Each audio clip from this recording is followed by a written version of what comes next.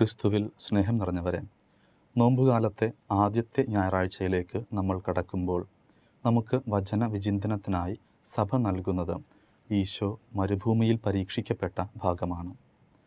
2019 കാലയളവിൽ നമ്മൾ ഏറ്റവും കൂടുതൽ ഉപയോഗിച്ച വാക്കുകളിൽ ഒന്ന് ക്വാറന്റൈൻ എന്നാണ്.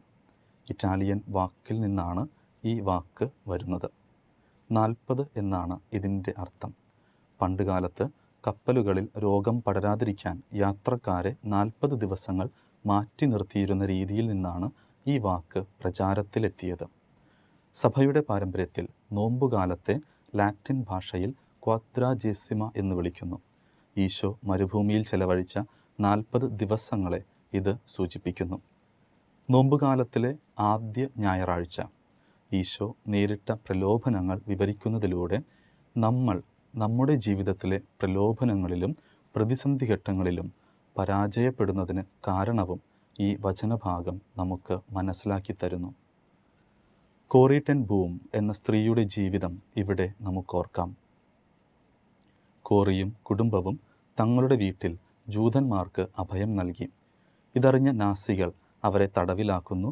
തുടർന്നുള്ള അതിക്രൂരമായ പീഡനങ്ങളിൽ കോറിയുടെ സഹോദരി മരണമടയുന്നു. വിശപ്പും അപമാനവും നിറഞ്ഞ ആ നാളുകൾ ഇസ്രായേൽ ജനത്തിൻ്റെ മരുഭൂമിയിലെ 40 വർഷങ്ങൾ പോലെ കഠിനമായിരുന്നു. എന്നാൽ ഒരു ചെറിയ ബൈബിൾ ആരുമറിയാതെ കോറി തൻ്റെ കയ്യിൽ കരുതുകയും തടവറയിലെ ഇരുട്ടിൽ അവൾ വചനം വായിക്കുകയും ചെയ്തു.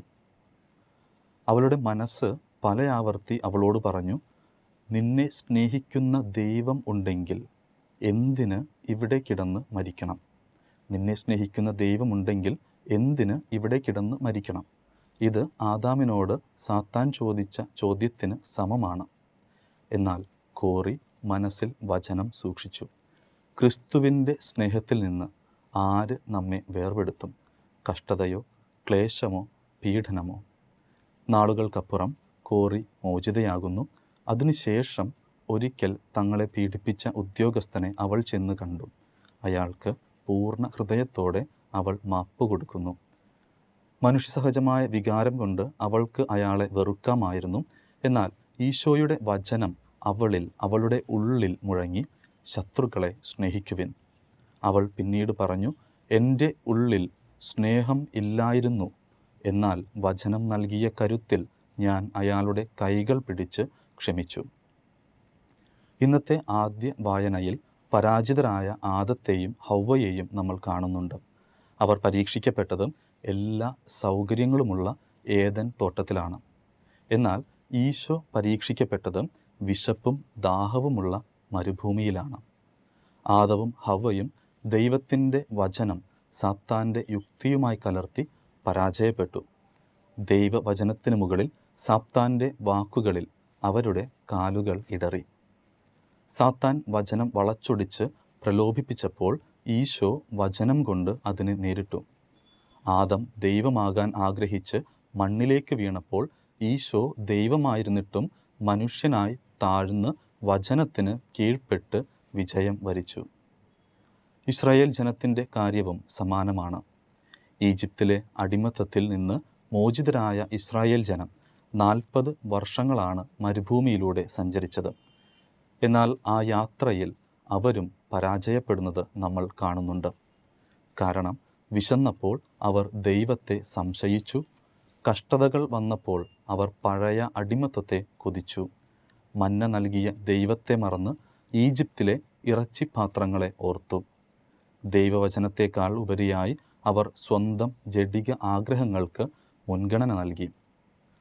വചനം ഹൃദയത്തിൽ ഇല്ലാതിരുന്നതിനാൽ പ്രലോഭനങ്ങൾ വന്നപ്പോൾ അവർ വീണുപോയി. അവരുടെ 40 വർഷത്തെ യാത്ര അവിശ്വസ്തതയുടെയും പിറുപിറുപ്പിൻ്റെയും കഥയായിരുന്നു.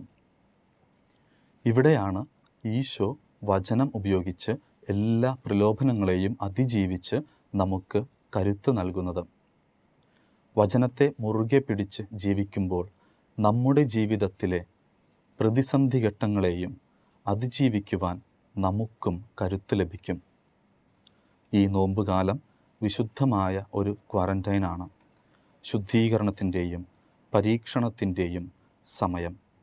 എല്ലാ സൗകര്യങ്ങളും ഉണ്ടായിരുന്നെങ്കിലും വചനം ഇല്ലാതിരുന്നതിനാൽ ഇസ്രായേൽ ജനവും ആദവും പരാജയപ്പെട്ടു. വചനം കൊണ്ട് ഈശോ ഇവിടെ വിജയിച്ചു.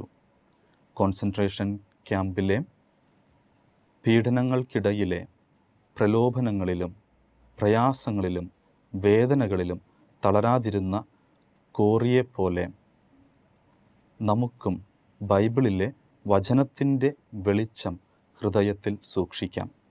ഈ വചനത്തിൻ്റെ വെളിച്ചം ഹൃദയത്തിൽ നിറഞ്ഞു നിൽക്കുമ്പോൾ നമുക്കും കൂടുതൽ കരുത്തുള്ളവരായി മാറാൻ പറ്റും.